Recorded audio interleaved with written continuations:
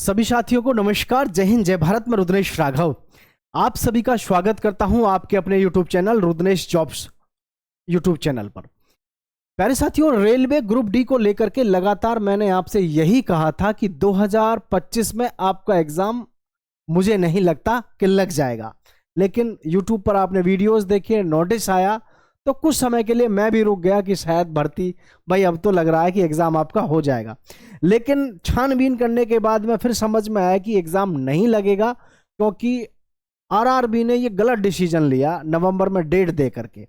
अब आपका एग्ज़ाम कब लगेगा, सच्चाई क्या है, पूरी जानकारी इस वीडियो में मैं आपको देने वाला हूं। बिल्कुल घबराने की और हॉपलेस होने की ज़रूरत नहीं है। सभी साथियों से कहना चाहूँगा चैनल को सब्सक्राइब करें, दोस्तों के साथ शेयर करें। देखिए, रेलवे ग्रुप डी में सबसे जो बड़ी प्रॉब्लम है वो क्या है कि इन्होंने जब भर्ती निकाल दी तो उस समय पे इन्होंने अनाउंसमेंट कर दिया कि 10वीं और 12वीं कोई भी, या 10वीं 12वीं आईटीआई कोई भी इसमें फॉर्म अप्लाई कर दो। लेकिन इसमें आरआरबी की तरफ से पहले ही नोटिस जारी हो चुका था कि हम 80% युवा साथियों को आईटीआई वालों को लेंगे। भाई सारी कहानी जो हमारी इस भर्ती में बिगड़ी है वो कहाँ से बिगड़ी है? योग्यता के ऊपर। कैसे बिगड़ी है कि 10वीं पास तो लेंगे हम मात्र 20% और 80% लेंगे हम आईटीआई। 80% लेंगे आईटीआई।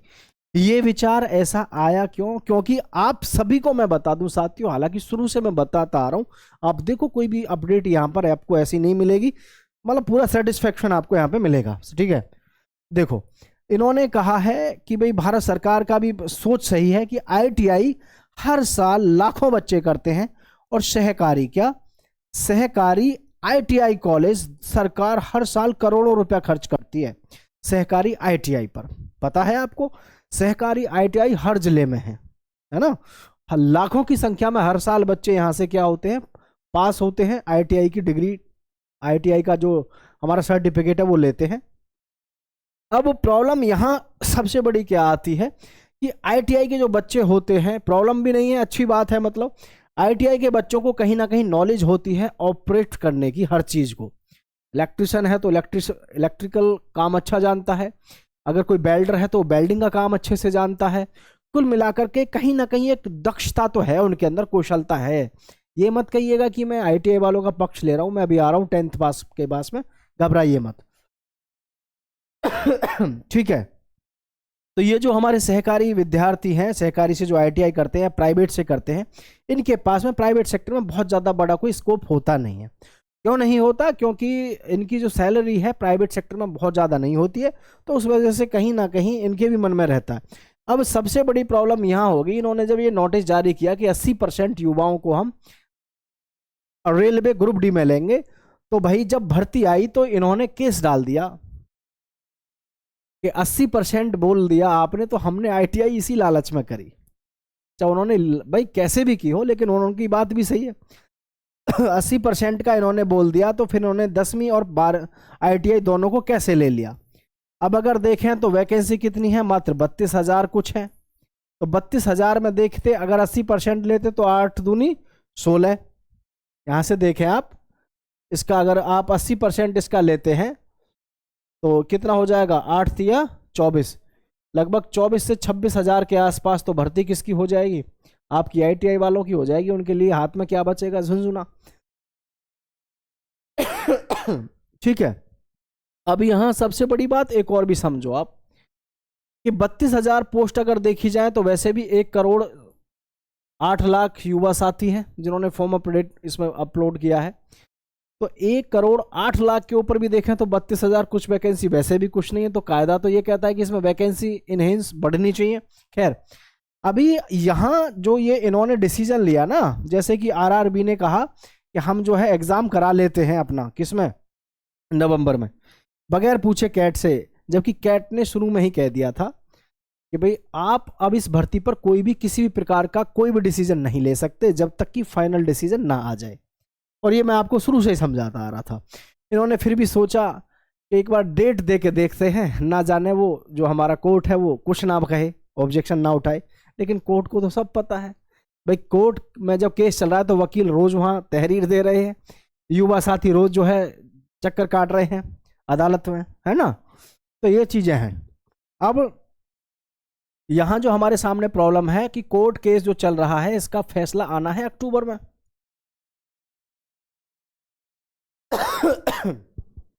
अब अक्टूबर में जो ये फैसला है, क्या आप मान रहे हो कि अक्टूबर में फैसला आ जाएगा? क्योंकि जब मेरे को मतलब अभी तक ध्यान है 28 अगस्त में फाइनल डिसीजन आना था कैट की तरफ से। मैंने कहा भाई नहीं लगता 28 अगस्त तक, क्योंकि 1 करोड़ युवा साथियों के जीवन का काम है। उधर से आरआरबी मान नहीं रहा। आरआरबी का कहना है कि मैं जो है भर्ती 10th और आईटीआई दोनों को एक साथ कराऊंगा, है ना। और उधर आईटीआई वाले हैं वो कह रहे हैं हमको 80% सीट चाहिए ही चाहिए। तो पंगा बहुत टफ है इसमें। इसका इलाज क्या है वो भी मैं आपके साथ में साझा यहाँ पे करूंगा कि इसका इलाज क्या हो सकता है और क्या इसमें फैसला आएगा, वो भी निश्चित है। वो भी निश्चित है इसमें फैसला क्या आएगा। ठीक है, तो यहाँ पे आपको एक ही चीज समझनी है कि जो योग्यता है आपकी इसमें कोई परिवर्तन नहीं होगा। आप देखिएगा, मैं अपना अनुमान से आपको बता रहा हूं, योग्यता में कोई परिवर्तन नहीं होगा मेरे अपने अनुमान से। और देखो हो जाए क्या हो वो तो कल को किसको पता है, लेकिन सारी अपडेट जो हम अपने हिसाब से दे रहे हैं वो सही ही रहती हैं लगभग। 10वीं पास 20%, ITI 80%, नहीं लगता कि ऐसा होगा, कतई नहीं होगा। दोनों की समान रहेगी, आप देखिएगा, है ना। वो बात अलग है कि आ जाए तो अच्छी बात है, ना आए तो भी अच्छी बात है। देखिएगा आप क्या हो सकता है ना। तो कोर्ट केस जो है अपडेट आपका अक्टूबर में आएगा, लेकिन अक्टूबर में भी फाइनल डिसीजन आ जाए ये भी पॉसिबल नहीं है। इसलिए मैंने आपसे कहा था मैंने आपसे पहले भी कहा था, सितंबर गया, अक्टूबर जाएगा, नवंबर जाएगा, दिसंबर जाएगा, जनवरी जाएगी, फरवरी, और भाई मार्च से पहले आपका पेपर मुझे नहीं लगता हो जाएगा।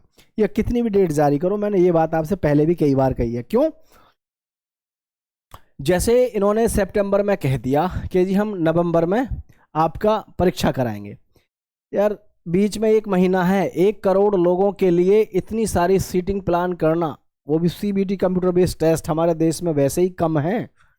हमारे देश में इतनी कम लैब हैं, आपको अच्छे से पता है, ठीक है। तो इन्होंने तीर चला के देखा था, वास्तविकता में देखा जाए तो, कि भी देख लेते हैं कोर्ट क्या बोलता है।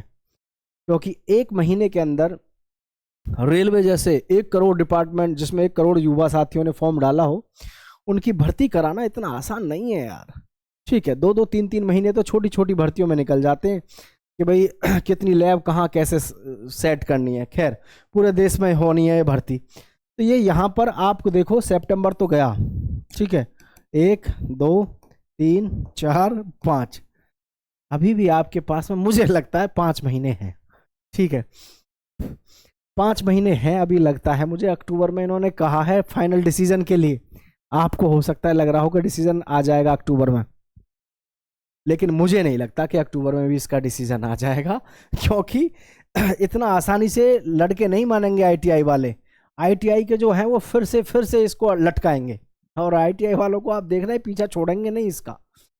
तो फाइनल डिसीजन क्या आएगा, कैसे आएगा, उसका कुछ कह पाना थोड़ा पॉसिबल नहीं है। लेकिन एक चीज़ की उम्मीद ज़रूर है, ये एग्ज़ाम तो आपका यहाँ पे लगना पॉसिबल है नहीं।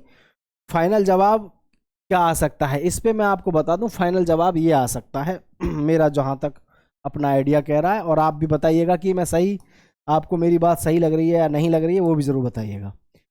फाइनल जवाब ये आ सकता है कि जो हमारी वैकेंसी है इनको कर दो 2 गुनी, ठीक है।